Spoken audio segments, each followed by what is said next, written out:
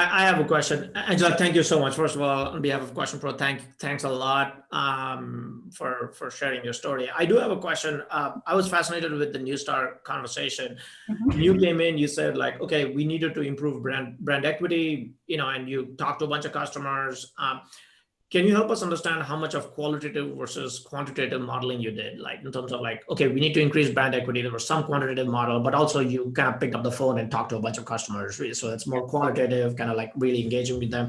Can you help all of us understand like what ratio, how did you go about thinking through that process in terms of how much to spend on qual versus quant effectively? So I spent it was probably about a 65, 70, 30% split. Meaning on the quantitative, I always lead with the data. So besides looking at the customer data, we really looked at the revenue and by products, and then we analyzed the acquisition brands. So some of those brands, they were small companies, but had incredible lift in their brand equity and awareness through these communities. And when we were integrating those companies into Neustar, under the Neustar being the umbrella brand, I didn't want to lose that equity value. So even though the blended rate was 16, some of these companies had 30, 35% equity values.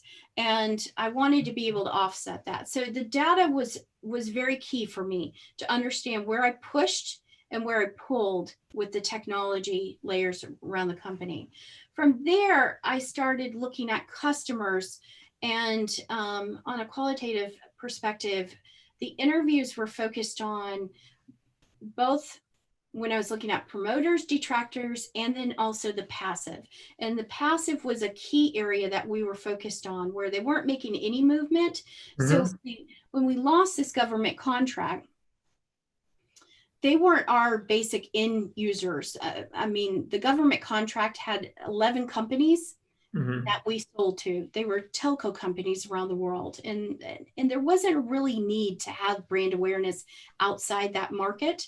It was pretty inclusive in a sense, exclusive, I mean. So with the others, I had to figure out, how do we move the passive into a promoter, or what's going to impact them where they go into a detractor? And that's what led the conversations. And as we started drilling down, this anomaly came up because I kept hearing this feedback of, I don't know what you want from us. And that to me was just a random comment that I was starting to see trend over and over in our studies.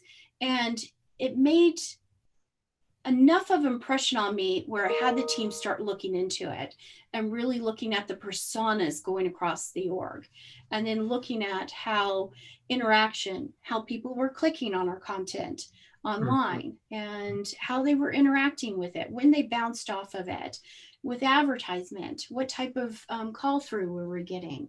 So the data really, from a quantitative perspective, really drove the conversations. Got it. Makes sense.